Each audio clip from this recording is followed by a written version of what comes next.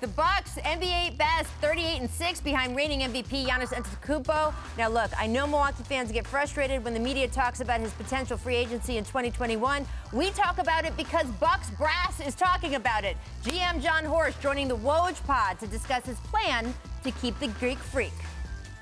The environment and the culture we've tried to create in Milwaukee, and I think we've done a good job so far, is there is a family environment. We do care about personal parts of each other's lives outside of basketball, and we try to celebrate those things and share those things with each other. At the end of the day, we believe that if we can create a system that Giannis can thrive in, we can plug in players around him that will help him thrive and will help the system thrive.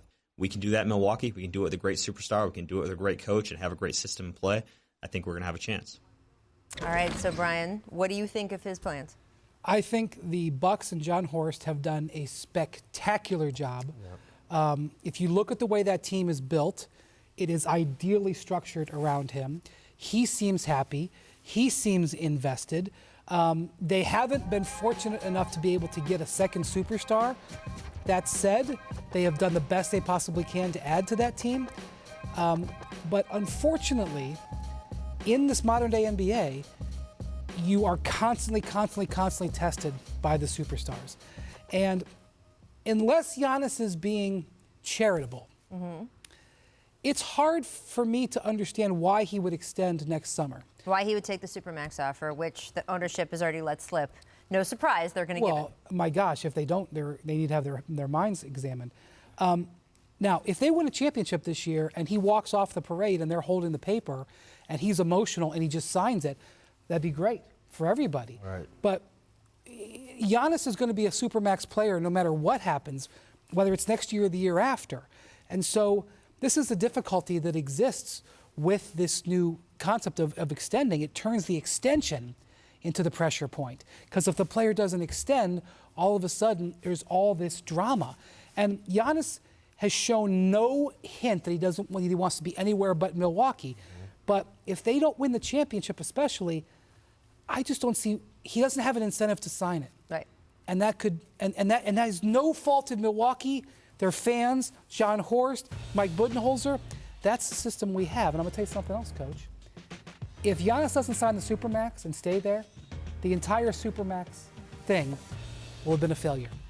Because the way the Supermax was written in was specifically for this exact situation to keep Giannis, because this is the point where Kevin Durant... Isn't the Supermax already a failure? The Supermax was designed as a bribe.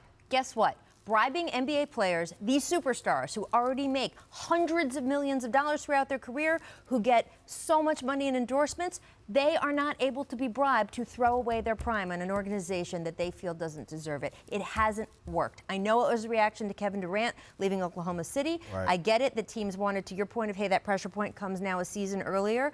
They want basically a heads up.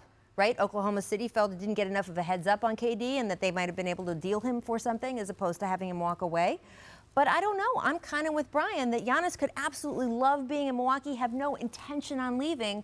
Why should he have to make that commitment a year early when he could make the same commitment for the same amount of money and stay in Milwaukee? I'm not saying he should leave Milwaukee. I am not saying that.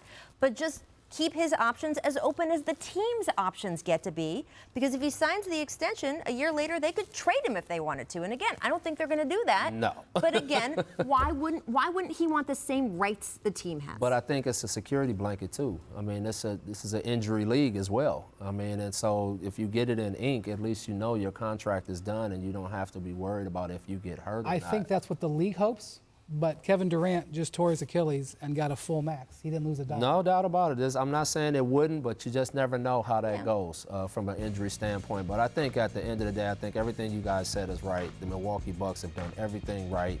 They've created an incredible environment. And I think for Giannis, at least in my opinion, why I think he should stay there is Coach Budenholzer.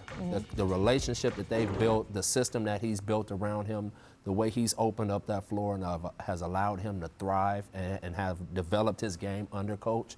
I just think that when you find that kind of relationship as a player, you got to stick with that and ride it out, because eventually you get over the hump. In fact, even if he went to another organization, I would find it hard to believe that that organization could do a better job right. putting the team around him than the Bucks have. No.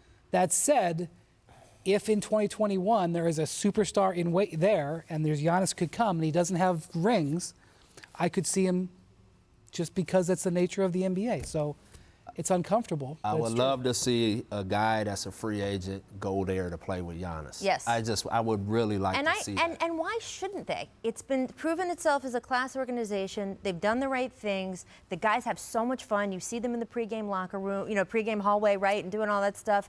They're winning. If I am another star around the league, I am definitely giving that They have a heavy world-class consideration. arena. They have a world-class that practice guy. facility. There's no reason not for him to sign, except for the fact that the calendar doesn't agree with it. He's got to recruit maybe. Maybe Giannis should be doing a little bit of recruiting. I know the Bucks are continuing to recruit Giannis. Maybe Giannis is we'll see. Mike Conley, let's talk about him because he returned to the Jazz Saturday after missing 19 of his previous 20 games with a hamstring injury. Conley played 15 minutes off the bench in the win over the Kings. Now, during his absence, Joe Ingles moved into the starting lineup, and the Jazz have gone 17-4 in the last 21 games he's played, all as a starter. So, Fizz, you coach Mike Conley in Memphis. You guys are close. What do you think is the best role for him right now on this team, especially also where Donovan Mitchell was able to play and all that stuff? I just think they need to slow walk his injury and not rush him back to playing big minutes, because I think for them, what they're trying to get to is a higher place in the playoffs. And Mike Conley is going to be a big part of that movement forward. And so I think they got to really be cautious in the way that they treat his injury. And if that means bringing him off the bench for a while and playing him low minutes, then that's what it is. I know Mike is so selfless. He'll do whatever they ask of him. But I know in the playoffs, you want that guy on the floor playing minutes for you, because he's got ice water in his veins, and he's a big-time player. The correct decision for now is to bring him off the bench. It may not be in a month, but for now it's to bring him off the bench. Thanks for watching ESPN on YouTube. For more sports highlights and analysis, be sure to download the ESPN app. And for live streaming sports and premium content, subscribe to ESPN+.